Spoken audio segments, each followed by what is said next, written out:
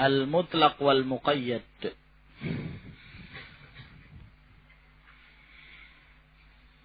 Ta'riful mutlaq. Al-mutlaq lughatan diddul muqayyad. Mutlak secara bahasa lawan dari muqayyad. Mutlak itu artinya dilepas, muqayyad artinya diikat. Makanya wanita yang dilepas namanya dia apa ya kawan? Ditolak. Jadi bahasa Indonesia tolak itu rupanya dari bahasa Arab. Tolak, dorong, dilepas. Ya. Nah, al-mutlaq maknanya adalah dilepas. Seseorang atau atlaqa qaidun, atlaqa fulanun al-habla. Si fulan melepaskan ikatan. Nah, fahuwa mutlaq.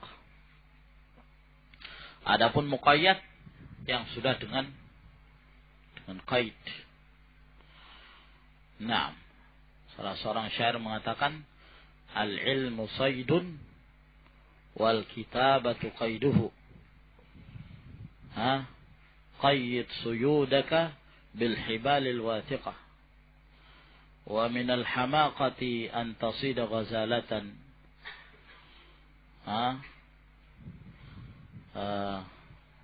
Lupa apa terakhirnya. Al-ilmu qaidun, al-ilmu saydun. Ilmu itu adalah hewan buruanmu yang kamu cari. Gimana cara menangkapnya? Yaitu dengan nulisnya. Wal kitabatu qaiduhu. Cara mengikat buruan kamu itu supaya enggak lepas adalah dengan ditulis. Maka ikatlah buruan kamu itu dengan tali-tali yang kokoh. Nah, maka al-qaid bermakna ikatan. Fal muqayyad ya ma yurbatu bihi biquwwah. Wa istilahan, sedangkan secara istilah maknanya adalah yakni makna al-mutlaqin ma dalla 'ala al-haqiqah, apa yang menunjukkan suatu hakikat bila qaidin, tanpa ikatan. Ya, apa yang menunjukkan suatu hakikat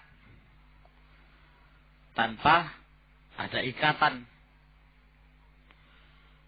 Misalnya kalau Anda misalnya mengatakan al-insan, maka kalimatul insan yadullu ala hakikatil insan. Manusia, paham ya kawan? Tanpa ada ikatan. Ya, sini tidak disebutkan al-insan az-zaki. Nah, kalau ada zaki berarti sudah diikat, iya kan? Ya, al-insan al-alim. Nah, ini lain lagi. Manusia yang alim sudah diikat. Paham tuh? Ya. Atau misalnya kita mengatakan al-hayawan. Ya, al-hayawan secara umum yadullu ala haqiqatil hayawan. Hakikat dari hewan. Nah, ini mutlak. Apa saja yang dinamakan hewan termasuk. Paham tuh? Gimana cara yang kalau ditakyid nanti? Ya, kalau misalnya ada tambahan lagi al-hayawan al-muftaris misalnya. Al-hayawan al-muftaris. Nah, berarti kata-kata al-muftaris ini sudah mengikat hakikat dari hayawan. Ternyata hewan yang dimaksud yang buas. Nah, bisa difahami ya kawan? Ya, jadi di situ sama sekali tidak menyebutkan tentang pengkhususan dari satu kata, tapi menunjukkan dari hakikat kata itu. Ya, apakah satu atau lebih? Satu atau lebih. Nah. Nah. Bisa difahami, ikhwan? Misalnya Allah Subhanahu wa taala berfirman, mana ya ikhwan? Surat Al-Mujadilah, fatahriru raqabatin qabla yatamassa. Sebelumnya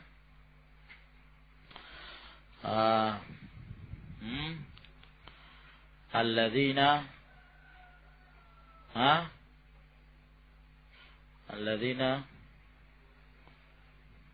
qabla yatamassa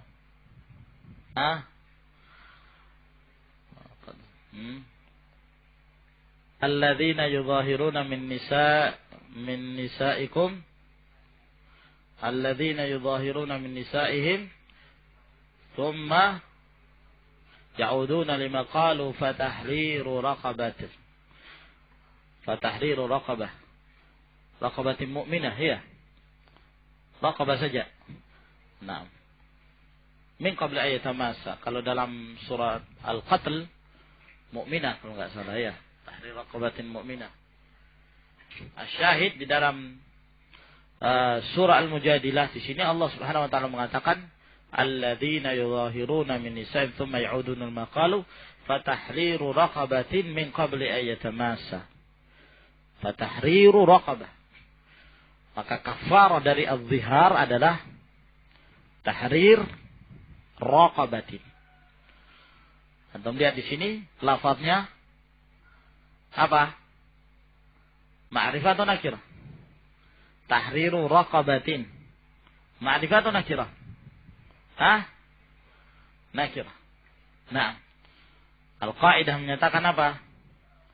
An-nakirah fi siyaqil isbat tufidu madza? Al-mutlaq. Nakirah dalam konteks penetapan isbat memberikan faedah mutlak. Berarti kita ya, ini maksudnya orang yang menzihar, ya, maka kafarah bagi dia adalah apa? Membebaskan raqabah. Apa yang dimaksud dengan raqabah? Ma yadullu ala haqiqati raqabah. Ya, yang namanya budak apa saja. Kalau kemudian kamu membebaskan seseorang yang sudah masuk dalam musamma raqabah, penamaan budak, berarti kamu sudah lepas tanggungan. Paham ya, kawan? Sudah lepas. Ya. Apakah raqabah di situ laki atau perempuan, kecil atau besar, ya, mukmin atau kafir. Di sini ada khilaf nanti. Apakah termasuk di antara syarat dalam pembebasan budak disyaratkan dia harus seorang mukmin atau boleh kafir? Terjadi khilaf dalam permasalahan ini. Nah, yang jelas di sini disebutkan lafaz raqabah secara mutlak. Apabila seorang telah membebaskan raqabah, ya, walaupun satu, yang mana saja, ya, karena bila qaidin, tanpa ada kait tertentu, ya kan? Nah, tapi kalau misalnya dikatakan raqabatin mu'minah, berarti mu'minah ini sudah apa? Mengkait, ya kan? Mengikat raqabah itu. Ternyata raqabah tidak secara hakikat, secara menyeluruh, tapi raqabah disyaratkan mukminah misalnya. Nah, madalla 'alal haqiqati bila qaidin, tanpa ada ikatan. Ka qaulihi ta'ala fatahriru raqabatin min qabli ay yatamassa. Nah, fa kharaja bi qaulina ma dalla 'alal haqiqah al-'am. Nah, sebab al-'am tidak menunjukkan hakikah. Li'annahu yadullu 'alal umum.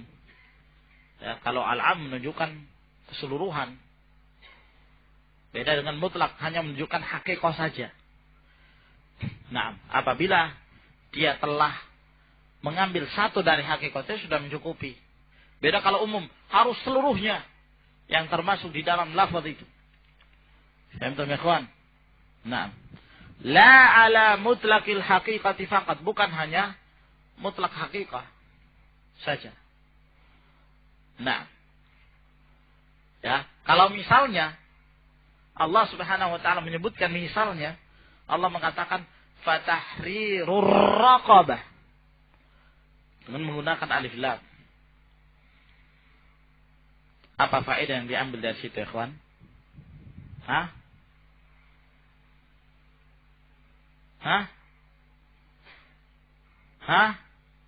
Maknanya apa berarti? Hah? Fatahriru kulli raqabah, tergantung.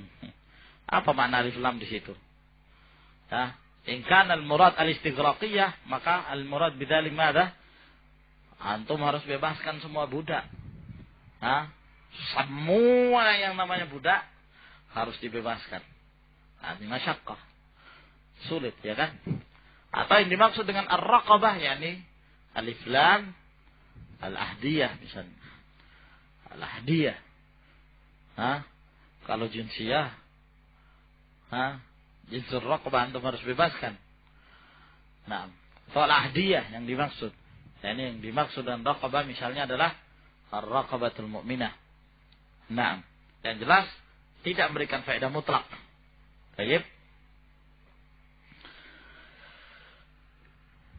Wa kharaja biqaulina bila qaidin al-muqayyad.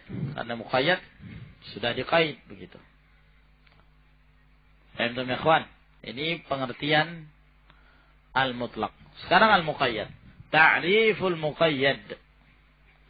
Al-muqayyad lughatan. Al-muqayyad secara lugah. Secara bahasa. Ma ju'ila fihi qaidun min ba'irin wa nahwi. Apa yang dijadikan padanya ikatan.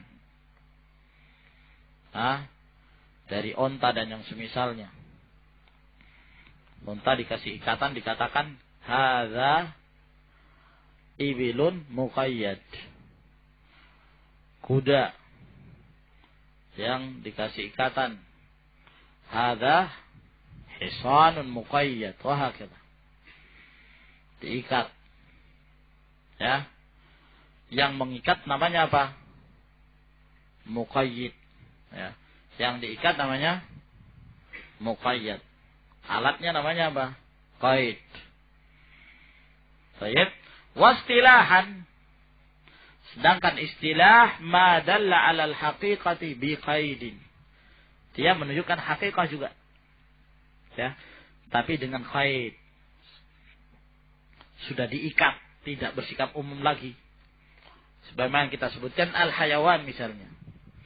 Al-hayawan selama tidak ada ikatannya maka menunjukkan atas mutlaqul hayawan.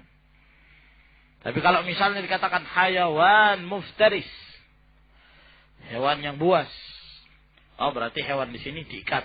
Yang dimaksud dengan hewan bukan hewan secara umum, tapi dikhususkan yang buas-buas saja.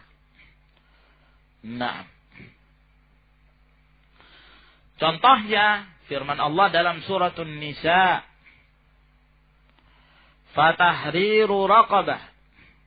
Fatahriru raqabatin mu'minah. Membebaskan budak. Ini mutlak. Masuk dalam kaidah an-nakiratu fi siyaqil isbat. Tapi ternyata ada kaidnya. Sehingga mengeluarkan dari al-mutlak menjadi muqayyad. Yaitu kaid mu'minah. Ya. Mu'minah. Naam. Tentang kafarah al-qatl ya ikhwan. Haklah. Tentang kafaratul qatl. Orang yang membunuh seorang mukmin dengan tidak sengaja. Maka apakah terjadi khilaf di kalangan para ulama, apakah ayat yang terdapat di dalam kafaratul qatl itu bisa dibawa pada ayat yang di dalamnya terdapat zihar, fatahriru raqabah. Apakah raqabah di situ secara mutlak ataukah dikaitkan dengan al-iman? Terjadi khilaf di kalangan para ulama. Sebagian para ulama ada yang mengumumkan. Mereka mengatakan bahwa di dalam suratul Mujadilah tidak disebutkan taqyid tentang iman. Sehingga boleh dengan raqabah apa saja. Tapi sebagian para ulama menyatakan bahwa disyaratkan iman dalam hal itq dengan dalil hadis Muawiyah Ibnu al-Hakam as-Sulami ketika Rasulullah sallallahu alaihi wasallam bertanya kepada jariyah, "Aina Allah?" Qalat fis sama'. Qala man ana? Qalat anta Rasulullah. Apa kata Nabi sallallahu alaihi wasallam? A'tiqha fa innaha mu'minah. Bebaskanlah dia karena dia adalah seorang mukminah. Maka di dalam ayat hadis Nabi sallallahu alaihi wasallam ini, ya, Imam Syafi'i rahimahullah menjadikan sebagai hujjah bahwa membebaskan budak disyaratkan dia harus seorang yang beriman, ya. Diharuskan seorang yang beriman. Fa kharaja bi qaulina qaidun al-mutlaq. Nah, mutlak tidak mempunyai qaid. Taib. Al-amalu bil mutlaq. Bagaimana kita mengamalkan nas-nas yang mutlak? Yajibul amalu bil mutlaq ala itlaqihi. Kita wajib untuk mengamalkan suatu nas secara mutlak. Apabila nas itu menyebutkan secara mutlak. Nah, ya, ala itlaqihi. Secara mutlak. Illa bidalilin, kecuali apabila ada dalil yang mengkhususkan, mengikat. Ya, bahwa larangan itu terikat dalam beberapa hal saja. Nah, selama tidak ada yang mengikat, maka kita kembali kepada keumuman dari nas yang mutlak tersebut. Yadullu ala taqyidihi, kecuali dengan dalil yang menunjukkan bahwa nas tersebut muqayyad. Li'anna al-amala binususil kitab was sunnah. Karena beramal dengan nas-nas al-kitab was sunnah wajibun. Hukumnya wajib. Ala ma taqtadhihi dalalatuha. Ya, hukumnya wajib bagi kita mengamalkannya berdasarkan apa yang telah ditunjuki oleh dalil tersebut. Apa yang diharuskan oleh penunjukan dalil itu. Hatta yakuma dalilun ala khilafi dzalik. Sampai adanya dalil yang menunjukkan sesuatu yang menyelisihi mutlak dari nas tersebut. Nah, paham ya ikhwan? Wa idza warada nassun mutlaq wa nassun muqayyad. Apabila, ya, terdapat nas yang mutlak, ada nas di satu sisi, nas ini mutlak, ya. Wa nassun muqayyad, dari sisi yang lain ada nas yang ditakyid, yang muqayyad. Maka dalam hal ini apa yang harus kita jadikan sebagai pendirian kita di dalam mengamalkan dua nas itu? Ada nas yang mutlak, ada nas yang muqayyad. Kata beliau, wajib taqyidul mutlaqi bihi in kana al-hukmu wahidan. Wajib bagi kita untuk mengikat yang terlepas itu, mengikat yang mutlak, mentakyid yang mutlak apabila hukumnya satu. Apabila hukumnya satu, yakni dalam satu permasalahan. Ya, yang memang permasalahan itu dalam satu hukum misalnya. Misalnya khusus sama dalam permasalahan kafarah. Ya. Atau sama dalam permasalahan hukum hadnya. Maka dalam hal ini apabila ada nas yang mutlak dan ada yang muqayyad, maka yang mutlak harus dibawa kepada muqayyad. Nah, paham ya ikhwan? Wa illa, tapi kalau tidak, hukumnya berbeda. Ya. Misalnya satu dalam masalah had, yang satu dalam masalah thaharah. Ya, satunya dalam masalah haji, yang satunya dalam masalah muamalah. Berbeda. maka tidak bisa disamakan. Umila bi kulli wahidin ala ma warada alaih. Maka diamalkan setiap dari nas tersebut berdasarkan yang disebutkan min itlaqin atau taqyid. Kalau misalnya dalam masalah hukum hadnya disebutkan secara mutlak, maka kita amalkan secara mutlak. Kalau di dalam permasalahan Taurat disebutkan secara muqayyad, maka kita amalkan secara muqayyad. Nah, atau dalam permasalahan yang lain misalnya, yang satu pembahasan haji. Haji ini menyebutkan secara mutlak, maka kita amalkan secara mutlak. Sementara dalam hal muamalah, ya disebutkan suatu itu secara muqayyad, maka kita amalkan secara muqayyad karena hukumnya beda. Ya, tidak termasuk dalam satu bab, satu masalah. Nah, sekarang beliau akan memberikan permisalan yang hukumnya satu dan hukumnya berbeda. Mithalu ma kana al-hukmu fihima wahidan. Contoh yang hukumnya ya terhadap nas yang mutlak dan nas yang muqayyad hukumnya satu. Qauluhu ta'ala fi kafaratiz zihar. Dalam pembahasan kafarah misalnya, Allah Subhanahu wa taala berfirman dalam hal kafaratuz zihar. Kafarahnya orang yang menyatakan pada istrinya anti alayya ka dhahri ummi. Nah, maka dia harus membayar kafarah sebelum terjadi hubungan di antara keduanya. Maka Allah menyebutkan tentang kafarahnya fatahriru raqabatin min qabli ayatamasa. Kafarahnya adalah membebaskan budak. Budak di sini secara umum, ya kan? Nah, budak di sini secara umum. Baik. Sedangkan di dalam surah yang lain, dalam surah An-Nisa, qauluhu ta'ala fi kafaratil qatl, juga sama dalam pembahasan kafarah juga. Ya. Tapi dalam hal kafarah orang yang membunuh, fatahriru raqabatin mu'minah. Maka di situ disebutkan pembebasan budak ada pengikatnya, bahwa budak yang harus dibebaskan disyaratkan mempunyai keimanan.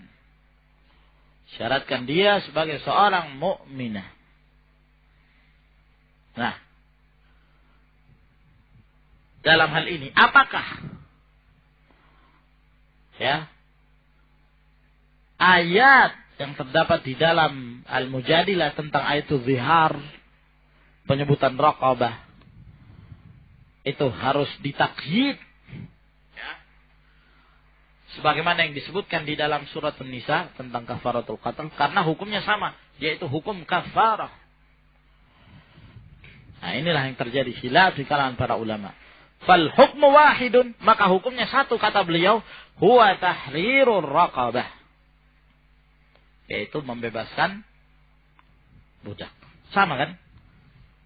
Hukumnya pembebasan budak. Dalam hal kafarah, fayajibu taqyidul mutlaq fi kafaratil zihar bil muqayyad fi kafaratil qatl. Wajib untuk mengikat yang mutlak dalam kafaratul zihar dengan muqayyad yang terdapat pada kafarah orang yang membunuh. Wa yushtaratul iman fir raqabati fi kulli minhuma. Dan disyaratkan keimanan pada budak yang akan dibebaskan pada setiap dua perkara tersebut. Ya. Dan yang lebih menguatkan lagi tentang rajihnya pendapat ini yaitu hadis Muawiyah. Ya, hadis tersebut lebih memperjelas bahwa sesungguhnya ar-raqabah yang akan dibebaskan disyaratkan iman. Sebab kalau dibebaskan seorang budak dan dia dalam kondisi seorang kafir, tidak ada faedah. Iya kan? Faedah apa? Lah dia masih status sebagai orang yang kafir. Sedangkan yang dikehendaki dari al-itq tersebut ada faedah. Nah, dikehendaki kebaikan bagi orang yang akan dibebaskan itu.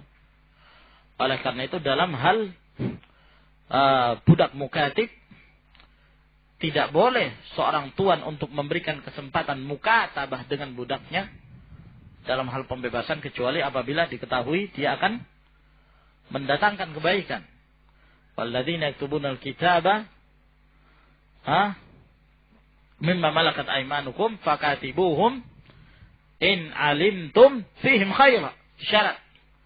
Jika engkau mengetahui padanya kebaikan. Jika tidak, maka tidak boleh seorang melakukan mukatabah dengan budaknya tersebut. Paham ya ikhwan? Maka demikian pula dalam hal itq. Ya, di saat dibebaskan, dia masih dalam kondisi sebagai seorang yang kafir. Maka tidak ada faedah. Bahkan mungkin akan mendatangkan kemudaratan disebabkan dengan kekufurannya. Dia menjadi orang bebas, ya ta'ala alal muslimin. Ya. Maka yang rajih dalam pendapat ini bahwa syarat al-iman itu pun disyaratkan dalam hal kafaratu az-zihar. Dan hukumnya satu. Wa mithalu ma laysa al-hukmu fihi wahidan. Permisalan yang hukumnya tidak satu. Ya, ada dua nas yang mutlak dan muqayyad, tapi hukumnya berbeda. Pembahasannya lain. Contohnya qauluhu ta'ala, ya, firman Allah Subhanahu wa ta'ala, was-sariqu was-sariqatu faqta'u aydiyahuma. As-sariq was-sariqah. Ya, pencuri laki dan pencuri perempuan, maka potonglah tangan keduanya. Sampai di mana ya kawan dipotong? Mana yang dimaksud dengan tangan itu mana? Sampai iya. Ini semua namanya yadun, tangan. Maka di sini Allah Subhanahu wa taala mengatakan pencuri laki dan perempuan potong tangan keduanya. Ya, sampai di mana? Kok sampai di situ? Tangan mana? Berarti yang dipotong sampai mana?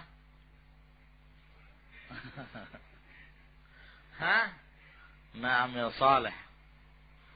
Baik. Sini tangan. Nasnya mutlak, ya kan?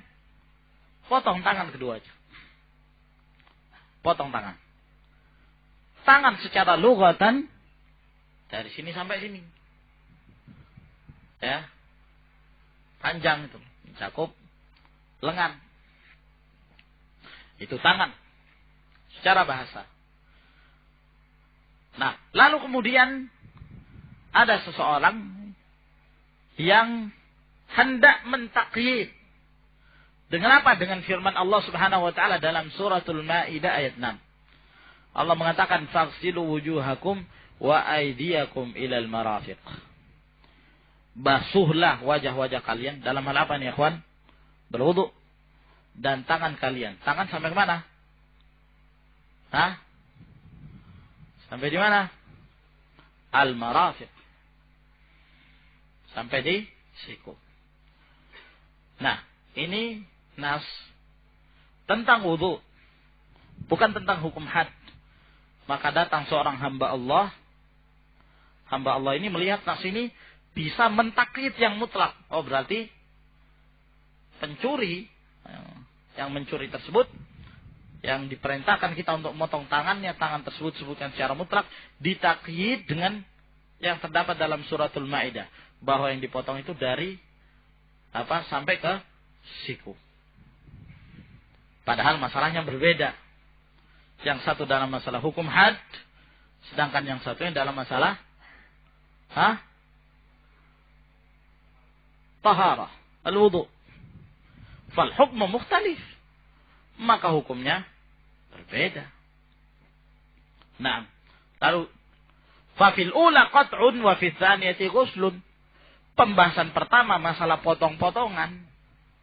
Ya, potong memotong. Pembahasan kedua masalah cuci mencuci. Jadi beda. Fala tuqayyadul ula bitsaniyah, maka tidak bisa diikat yang pertama dengan yang kedua. Ya. Bal tabqa ala itlaqiha. Maka harus kembalikan nas tersebut secara mutlak. Wa yakunul qat'u minal ku'i mafsalil kaf. Sehingga potongan itu ya dari al-ku'. Nah, ini namanya al-ku'. Pergelangan tangan. Ya, mafsal al-kaf. Nah. Wal ghuslu ilal marafiq. Ya, sedangkan membasuh dalam hal wudu sampai ke siku karena telah dijelaskan. Tapi kalau misalnya orang mengatakan, mana dalilnya? Bukankah tangan itu secara mutlak? Maknanya secara bahasa dari sini sampai lengan. Nah, lalu mana di sini penyebutan sampai pergelangan? Yang menjelaskan adalah sunnah Rasulullah Sallallahu Alaihi Wasallam dalam hal ini, dalam hal hukum had. Nah, dan juga ya, kita mendapatkan faedah bahwa apabila disebutkan yad secara mutlak di dalam nas, disebutkan yad secara mutlak, tidak ada yang mentakyid, maka al muradu bil yad fi syariah fi nas ilal ku'. Ya, sampai pada al-ku'. Nah, perhatikan di dalam hukum had. Nah, di dalam ayat Allah Subhanahu wa taala yang disebutkan faqtau aydiyahuma, potonglah tangan keduanya. Dijelaskan dalam sunnah sampai ke pergelangan tangan. Demikian pula firman Allah Subhanahu wa taala tentang tayammum. Walam tajidu ma'an fatayammamu sa'idan thayyiban famsahu apa? Biwujuhikum wa aydikum minhu. Biwujuhikum wa aydikum. Yad secara mutlak. Ya, sapulah wajah kalian dan tangan kalian. Tangan secara mutlak. Nah, memang kalau kembali kepada urf lugawi, kepada hakikat lugawiyah, maka hakikat lugawiyah menunjukkan tangan itu sampai lengan. Nah, akan tetapi kalau kita kembali pada hakikat syar'iyyah, ya, kita dahulu telah membahas masalah ini, ikhwan. Al-haqaiq ada 3 macam, ya kan? Maka kita kembali kepada hakikat syar'iyyah. Ternyata hakikat syar'iyyah apabila disebutkan yad secara mutlak, ya, tidak ada qarinah yang lain yang dimaksud sampai ke pergelangan tangan. Nah, ayat ini famsahu biwujuhikum wa aydikum minhu dijelaskan oleh hadis-hadis Nabi Shallallahu Alaihi Wasallam yang menunjukkan bahwa mengusap dalam hal tayammum wajah dan tangan sampai ke pergelangan tangan sebagaimana yang sahih dari sunnah Nabi Shallallahu Alaihi Wasallam. Ya, kecuali kalau muqayyad lalu kemudian kita mengamalkan suatu hadis tersebut berdasarkan taklidnya, ya, tidak disebutkan sesuatu itu melewati pergelangan tangan kecuali dijelaskan seperti tadi, ya, ketika disebutkan tentang membasuh tangan maka tangan dijelaskan sampai ke siku. Wallahu a'lamu bissawab. Maka selesai pembahasan tentang mutlak dan muqayyad. Insyaallah pertemuan yang berikutnya kita masuk ke pembahasan mujmal dan al-mubayyan. Ila huna subhanakallahumma wa bihamdik